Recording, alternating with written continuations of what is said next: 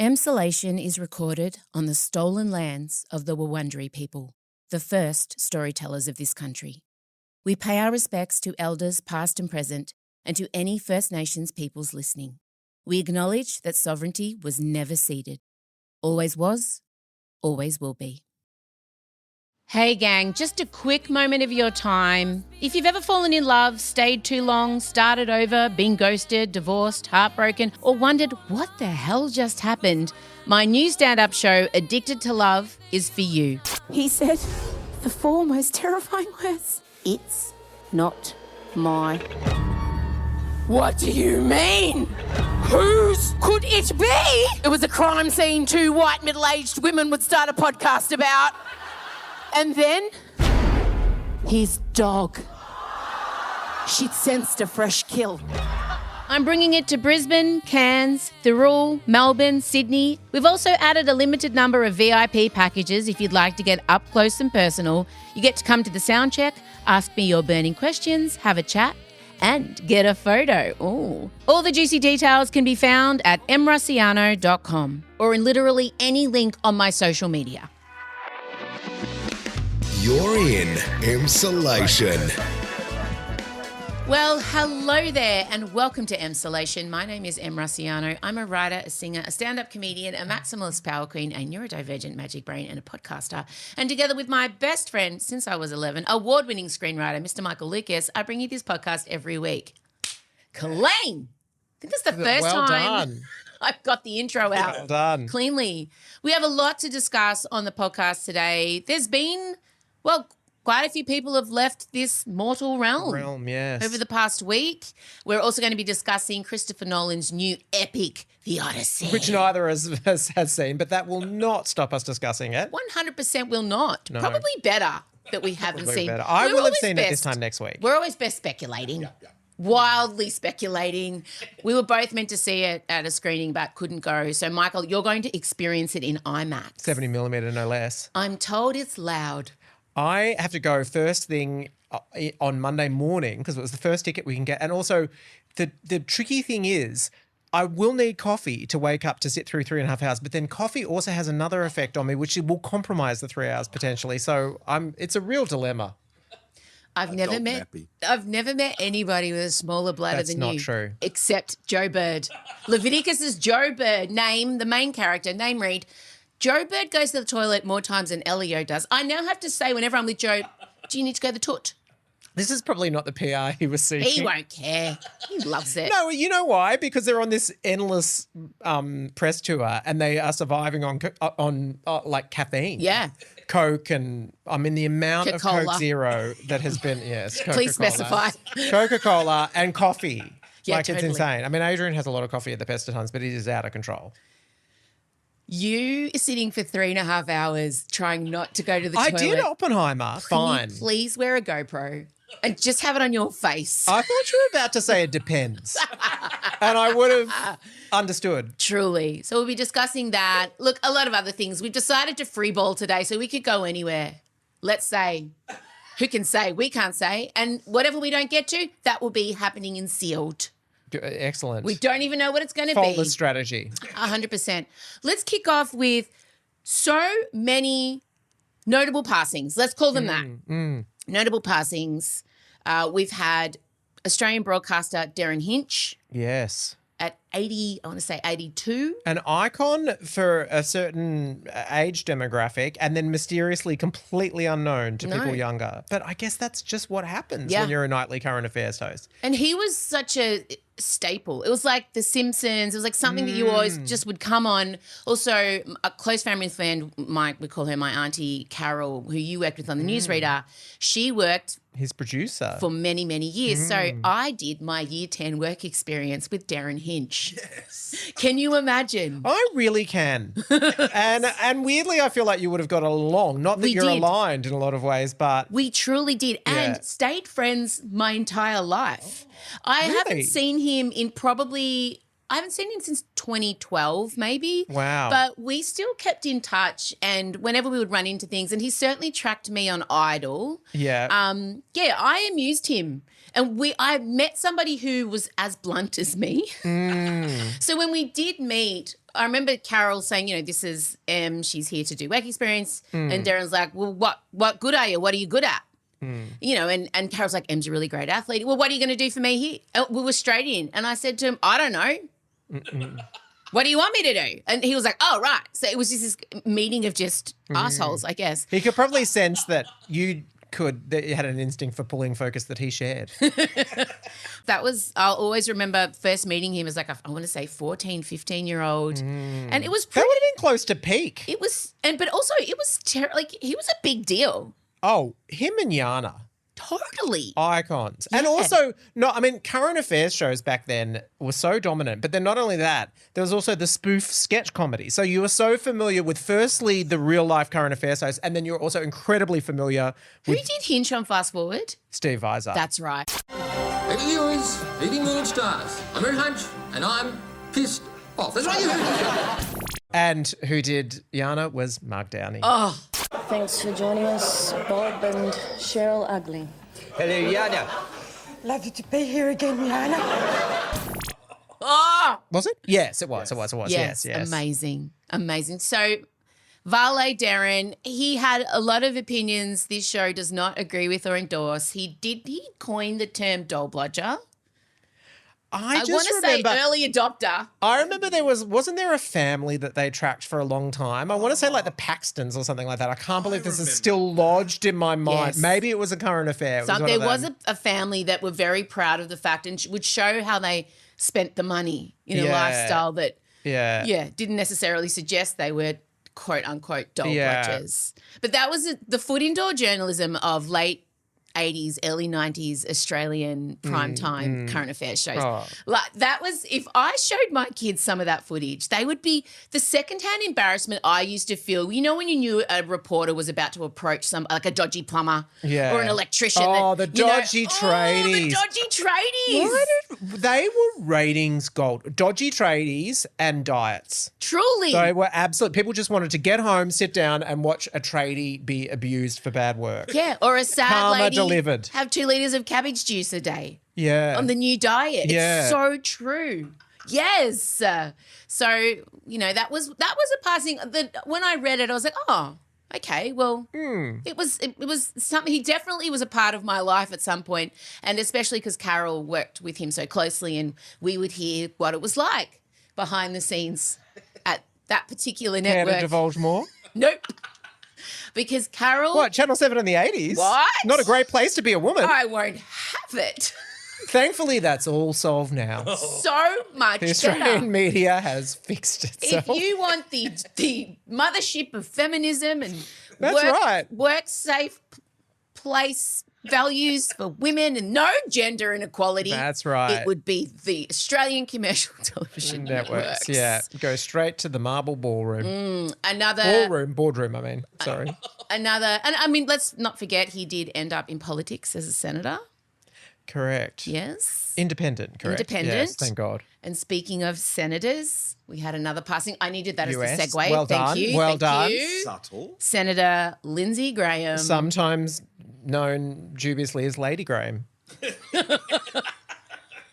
He passed of a illness, not divulged which particular A one. sudden one. A sudden one. He's never been, you would say, the beacon of health. He's never looked like somebody who No. glows. He's one of those people that I feel like has been the same age our entire lives. Like Phil Donahue. Yeah. Yeah. I don't know why he came to Or my Maggie face. Smith, Valet. Ballet. No, that's not a recent one. She's been gone for a while. No. But, although my dad would be surprised.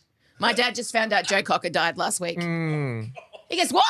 Okay, yeah. Well, I have to say, for me, Derryn Hinch was a bit in that category. It was just as much Derryn Hinch was still alive. Okay. Lindsey Graham, I knew very much was still alive. Catch very people much. up on Lindsey Graham's greatest hits. Well, Lindsey Graham, there was a little. He's a Republican, obviously. Very much. One of Trump's biggest supporters, you would say. Yes, But- not initially. No, turn. No, he is someone who sniffed the breeze and Amongst other things. and the backflips. He would have loved sniffies, wouldn't he? He would have. Look, I think what has happened now. Look, I think Lindsay it was. Sniffies Graham. I don't think this is. We're saying anything. Well, obviously, I don't think it's anything defamatory, but it was well known that he was a queer man who was not public about that at all. But also not private about hiding it.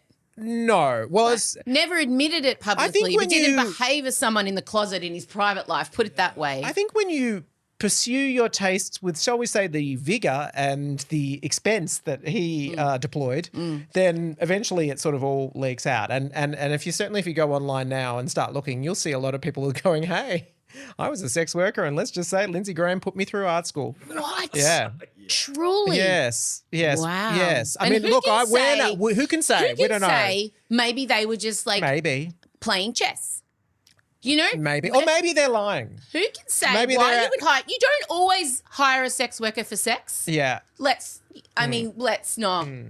But he was the epitome of someone, Very southern. Yeah, very southern. Very southern. We all, in politics, it is this question of how much do you hold on to your principles to hold on to power or whatever. And in his case, it seemed like there was very little he was not willing to dispense with quite quickly. He spoke vehemently against Trump and then sucked up to him so hard. He was always against gay marriage and all sorts of gay rights. That was an interesting choice. And then, of course, famously, most recently, we celebrated is the wrong word, but we certainly featured on this podcast the fact that in the government shutdown, he went to Disney World He did. and was photographed and was wandering around carrying the Little Mermaid bubble wand. And I kind of love that was his last official outing. The last media splash The last that media made splash it through to me. Yeah. was him doing that. And also passed away during Madonna's triumphant return to the New York warehouse scene. Yes, at the exact time the news broke, Madonna had landed in New York City and was in Brooklyn and she's been doing these club confessions. And of course, this is the first one since the actual release of the album. So that crowd came in knowing every single lyric, and the footage of it is out of control. And that is when people found out that Lindsey Graham had died. The universe works in mysterious ways. I cannot, I don't even know what to say. Yeah. All I know is, what a time to be alive. What a time. Whoops. That's a bit soon. It's a bit soon for Lindsay, Yeah. isn't it? I'm also very interested to see the revisionist history going on. The people just speaking about, what an amazing man he was. Kamala Harris, what a heartfelt tribute. I mean, look, Kamala it's weird Harris. because obviously I want us to maintain our humanity and our civility and everything like that. But also, I think we can be frank about people's record. 1,000,000%. Just because someone's passed away doesn't mean that what they've done while they were alive is now off limits, especially if it was what he was saying and doing, is public record. Yeah. Also, influenced what was happening within the government.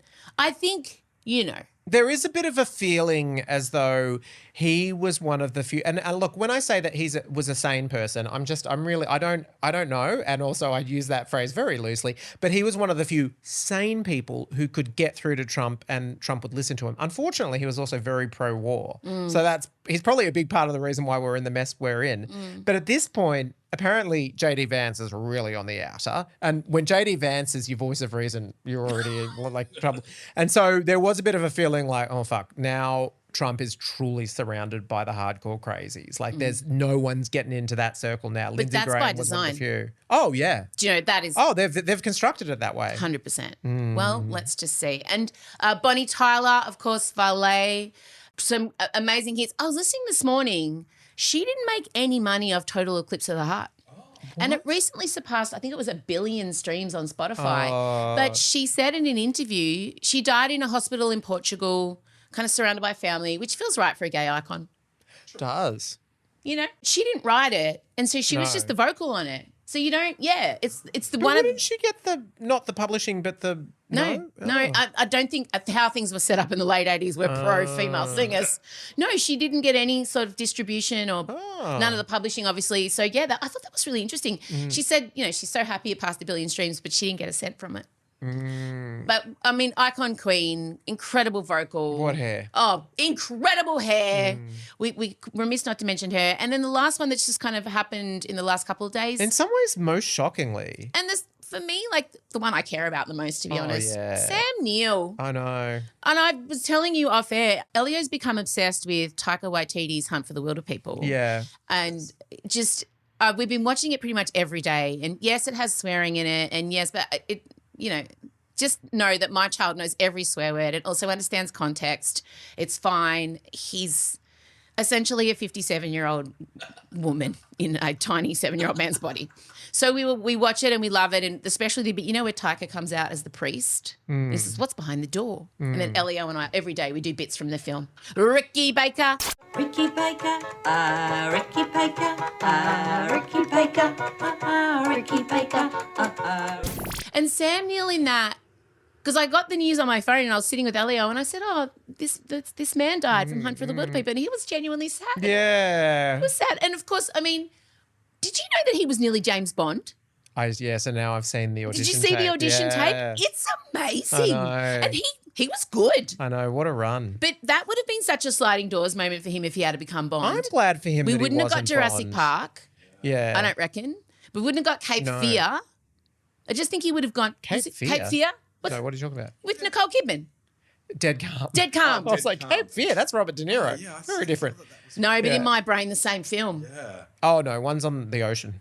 Which one's on the ocean? Well, I suppose Cape Fear does end on the it? last bit's on a houseboat. On a houseboat? Yeah. And the other ones, that's why. Billy Zane, remember? You know what my brain's like. And Nicole Kidman was only 19, but she had to age up to be, She and could then play, she's been- still could. Could still play good. 19 now. She just fixed at that age. Knickers will always be Knickers 19. Mm-hmm. That's all she is. Hashtag Knickers 19. So yeah, he's just, even though a Kiwi, he lived in Sydney for most of his life. we claim him. We claim him. He can have Absolutely. Russell. Side quest. Have you seen Russell Crowe's son? No. Oh my Christ. Look him up. Well, Well, if you're looking to make Gladiator #1 again, Oh, really? Oh. good for them. This is a child with Danielle Spencer. Correct. Sam Neill had 4 children. Who's Sam Neill's wife? I remember, I think there may have been, if not multiple, I think there's been multiple. I mean, Laura Tingle famously was the most recent public, and she put up a really beautiful tribute. Yeah. He genuinely... The tributes. He's been acted with Meryl, obviously. Oh, I know. I mean, he's had so many incredible. He's done a know. lot of film Oh, and TV. and TV. Yeah, and I mean, I never met him, but I certainly know a lot of people that worked with him, and he truly was one of those people that no one had a bad word to say about. And Everyone that treated is, there's Russell's son. Oh, yeah. Wow. Okay. Like- Sure. Okay. Oh, he looks a bit like Matt Corby, don't you reckon? He does. And he's- more buff. Jacked. Matt Corby's buff. No. Oh, that's Russell okay, Crowe's right. son. Yes. Yeah. Jacked. So just do yourself a favour. Go and Google Russell Crowe's son. How old is Russell Crowe's son? Just 20. Ah, fine. That's No, Christ, I mean, you it's could not match creepy. with them on Hinge. No. I've shut down Hinge. I told you. I'm not. Let's side quest into that. Coming up in the sealed section, we will be absolutely dissecting the Odyssey, my well-known issues with Christopher Nolan, talking about how jacked Matt Damon is. We've got so much to discuss about this film. I'm so excited to talk about it, even though I haven't seen it. I've decided to stop dating. I'm shutting Wow. it down. I'm over it. I think I've got to the bottom of it. The bottom of the barrel? I think so. Oh. No, it's just, I can't do it. I can't do the apps. I don't really leave the house. And when I do, it's to go to places like Poof Doof. I'm not Yes. exactly going to be meeting the Or men's like some there. infrared light therapy Correct. rejuvenation Which place. is all just white ladies. So I'm not really going out and about. And I'm matching with a lot of people on Hinge, and Raya's there too, which has kind of been okay, but still, like Lily Allen's ex-husband flashed up for me, you know. Wow. Yeah. Imagine he's still standing 10 toes down on business, even though that album's out there, even though we all know exactly what he did in song form. Yeah. He's still like, yeah, I'm going to be on the apps. here's some of my greatest hits. He may as well stand there with the album being like, check out my work. Well, look, I mean, Sure. what's the alternative, I guess? You know, he still good for wants him. to, yeah. I mean, whatever. But that's, He was very good in DTF St. Louis. I don't know if you saw that show. He was excellent. yeah. And he's Did you unfortunately he's see- a very talented actor. Did you see the interview with Jason Bateman sitting next to him? And who's the main lead, the female lead in Down to Fuck? She was in Dead to Me, and she's amazing. And Linda Catalina, Yes. yeah. So they're all sitting Brilliant. there All three of them brilliant. in an interview. Yeah. And Jason Bateman, God love him, he gets asked, what's the worst thing about your character? The worst decision my character makes in this thing is to cheat on his wife. Of course, you make a commitment and you stick with it. And he goes, that he cheated on his wife. I mean, imagine cheating on your wife. It'll be awful. Imagine going behind the person you love's back. And everyone is sitting there on set. David's just sitting there watching. She's just hacking herself. Bateman has no idea. Jason Bateman didn't know the Lily Allen law. Wow. He's so out of it. He was just He sitting works there. a lot. And He's he was probably just looking busy. He was looking at David for backing on this. Yeah. Yeah, imagine cheating on your wife. I mean, that's the worst part about my character. And they're just sitting there going, it's the greatest footage I've ever seen. This is why Jason Bateman he's so, if you ever listen to the Smartless podcast, he's often coming to things very late. Famously. Famously late. I mean, the Charlie XCX will live in infamy. I had no idea. But no, I just can't imagine in a universe where a man exists for me. There, I said it. I don't know. And I find myself watching couples in public like I'm watching Gorillas in the Mist. What I'm thinking, are you really happy? Who's doing most of the work? You seem he's put his hand on, that's nice, he's carrying things. And I find myself watching it like I'm watching an alien species and I'm studying them. I mean, I just feel like I know that I will not be the only person listening to this thinking, yeah, go for ladies. You yourself gave this advice audibly to a woman in your position just the other night. I heard it. But I am not ruling out a late in life lesbian phase. And yes, is this queer baiting? Yes. Well, you know my position on that. But I'm just not, I haven't met the right lady. Person. Look, if you want you're not to going to be audition, there in this room. If you want to audition for M Needs a Lesbian. That is a reality show I would watch. And we were talking about the difficulties of breaking through into network television. I'm sorry, M Needs a Lesbian. I am not against having a wife. Make no mistake. That's probably exactly what I need. But I just don't know. Never say never. And I did give that advice to a friend of ours. Try ladies. Set the You've hinge to given that women. advice to more than one friend of ours, and they've acted on it. Do as I say, not as I do. 100%.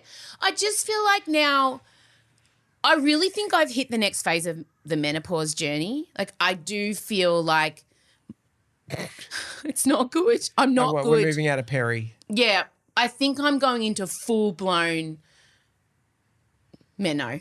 I think Perry might be behind me. I think I'm in full system collapse. I think at this point, even if I bathed in estrogen for 3 days, I don't think there'd be much uptake. Okay. I'm trying to I'm slathering the testosterone. Oh, yeah. Yeah, side quest. Still not getting the horn. I just want to state that I sat here on this very podcast, on my other podcast, Rage Against the Vagine, and said there's so much anecdotal evidence that testosterone is great for women, because the only way testosterone has been presented for women is under the guise of, if you stop wanting to have sex with men, use testosterone. It'll boost your libido. But so many women have spoken about how it increases their ability to build muscle, how it gives them energy, how it's, it's changed the way they're going about things. They feel better within themselves. And then science kept going, no. And this one particular scientist. I love your characterization of science. Well, science is. There was one particular scientist in particular that came after me, let's just say. And then I watched this particular scientist sit down and make an Instagram speaking of some amazing results coming out of their studies on testosterone that they will be presenting at the World something. And I sat there like, you tortured me. And I don't want to say I'm ahead of science, but I was fucking ahead of science on that one, as were the hundreds of women talking about it. And I just... Wow, she's wiping her hands. So get that testosterone cream up here. Is all Although, I wanna say. except apparently even that. I think I'm beyond testosterone cream. But it just feels like only yesterday to me you were literally... I was playing Wild Women Do in the car and you were skipping towards that first. That was a different M. She had optimism. I have none left. I don't know. Look, whatever. Surprise me. Have a crack. Do your worst. If you think that I'm the one for you, amazing. But I just honestly at this point, I don't know. She'll consider applications. Sure. Oh, with that, yeah. I don't know. But, if I was my mother, I would say something like, well, this is when it'll happen, when you just let it go. That's her answer for everything. But I also am letting it go. Like, I can't train. I'm getting greys. It doesn't look like it. I've stopped getting Botox. Look, if you want to go full, I'm putting on, I can feel myself, I'm putting on the 5 kilos they say comes with menopause that you can't help. It just latches onto your body. I'm not maintaining. My pubic region. I don't know. I just feel maybe it's because I'm hibernating. Maybe I'll emerge from my chrysalis in summer. Yeah. I get seasonal depression so bad. The winter is killing me. Can we please get our timeshare on the Gold Coast soon, please? Our timeshare. Do timeshares still happen? That was such an 80s don't know. thing. If your friend had a timeshare, and had it like a VHS, and had Viennetta ice cream for dessert. If you got to your friend's house and they had a Viennetta ice cream and not the no-name black and gold Neapolitana ice cream, if they had a Viennetta, they were rich. I love it that March M just wanted a 30-something dude with but I have to maintain for 30-year-olds. A lot of things. I can't expect a rock hard body from a 35-year-old if I'm turning up looking like an ice cream cake's been left in the sun and someone sprinkled some pubic hair on top of it. I've got to maintain. But I just don't have the energy to turn up as a hot 40-something to a hot 35-year-old. They're going to be expecting some sort of level, and I can't attain that. It's too much pressure. You've got men in some ports, though, like the Gold Coast. If we went to that port and then they rang, would you be open to it or not? Do you know the man at my port in Queensland bought a ticket to my show? Yeah, great. But the last time he parked at my port, I was in Ripping Nick. The port is dilapidated. The port needs a coat of paint. The port has seen better days. The port is the Docklands in the early 2000s. The port is going to be reported. There's probably asbestos in the roof. Let's just say the port is not taking ships. It's not at Barangaroo levels at the moment. The port is the one that sent the Titanic off. Southampton. Yeah. But it hasn't been upkept since the 1800s. It's bad. And on that note, we'll be heading into the sealed section where we'll be discussing Christopher Nolan's The Odyssey. Have we seen it? No. Will we be speculating? Yes. Fucking oath we will be. If you want to have a listen to that and who knows what other tidbits we'll be dropping in the sealed section. Last week we revealed a member of our cast. You need to be a subscriber. We now have 3 levels of subscription for $5 a month. Yes. Just get access to the Tuesday episodes. That's right. And if you want to find out... And our entire back catalogue as well. All the back catalogues of all... And I do treat Tuesdays as though you are my priest and I'm going into confessional. Tuesdays are fast and loose. They're often when I'm dropping Elio off to school or I'm sitting here with Ben crying about the state of my life. It really is the Secret Diary of Adrian Mole every Tuesday. That's the good one. Yeah. The Sealed is professional. Michael and I... Professional. Somewhat. Tuesdays is my diary. You need to go to... The link on our description or emsolation.supercast.com. I will never commit that to memory. I don't know what's wrong with me. Let's head in now. If you're not a subscriber to Emsolation Extra, here's what you're missing. All in all, we can't wait to see it. Absolutely rabid. I wish there was an interval, but still rabid. You will leave. You'll have to. No, I made Oppenheimer. I did it. It was fine. But you're going to have to not... I just need to be conscious in the lead up to it. The problem is the coffee situation. Now, moving on to a show you have never watched in your life, but that won't stop us. Love Island US has wrapped up. I'm familiar with that there was a male, 2 bros in there that everyone wanted to be gay. Truly. That certainly has made its way to my algorithm. Of course. Well, mine too. But this is... But they weren't. No. This specific season is very notable because it's the first time it's season 8. It's the first time it's been successful in America. This is the highest rating Love Island they've ever had in the States. They made a bunch of changes, but notably the host, Ariana Maddox. Now, she came to fame in Vanderpump Rules. Okay. And there was a very famous, the biggest saga, the Tom Sandoval saga, where he had an affair with another cast member who was her very close friend for a couple of seasons, kind of in plain sight of all of us, and then it all fell apart during filming. And they famously went on Watch What Happens Live on Andy Cohen's TV show, and Ariana cut fucking sick. Like, said things like, I hope you die. I don't care about you. Stop speaking. I don't want to hear your voice. And Gen Z are just figuring this out because she, to them, is just the hot older lady that hosts Love Island US. But now that it's getting viewed by so many more people, and this cast especially were very interesting. There was they were the most interesting cast I've ever come across. They were genuinely non-influencers. They were people that had no desire to be in the public light until now. That was the goods. That's why Idol back in the day and the original Big Brother really cut through. And then it was like they learned the wrong lesson. And once they started bringing all the influences in, it was just so these were real people, and they were messy and they were honest. And they were manipulated. Every thought I've ever had. So at the end of kind of so all the couples get together and they swap around, but then we kind of settle into our couples. And then to destroy them, they do a thing called Casa Amor, where they separate the boys and girls and they basically send in 8 new people to each of the genders. We saved the best stuff for Emsolation Extra. So if you want to hear or even better watch what happened next, just click the link in our episode description or visit emsolation.supercast.com and join. Instantly, you'll have access to a world of bonus eps and other treats, all accessible through the podcast app that you are currently listening on right now. And on our extra tier, you can also watch and stream the video episode of what you just heard and our exclusive sealed section episode back to back every week via the Supercast website for just $2.50 a week on our yearly plan.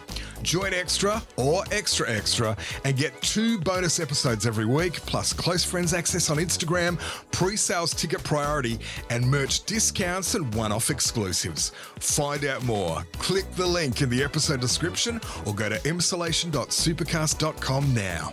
Emsolation with Em Rusciano is recorded at Down the Hill Studios. Hosted by Em Rusciano with Michael Lucas.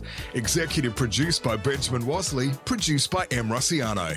Filmed and edited by James Henderson. Socials by Benjamin Wasley, Em Rusciano and Marcella Rusciano Barrow. With assistance from Jem Evans and Isabella Hines. You'll find links to get more Emsolation on Instagram at Emsolation Podcast. Thanks for listening, and we can't wait to chat with you again soon.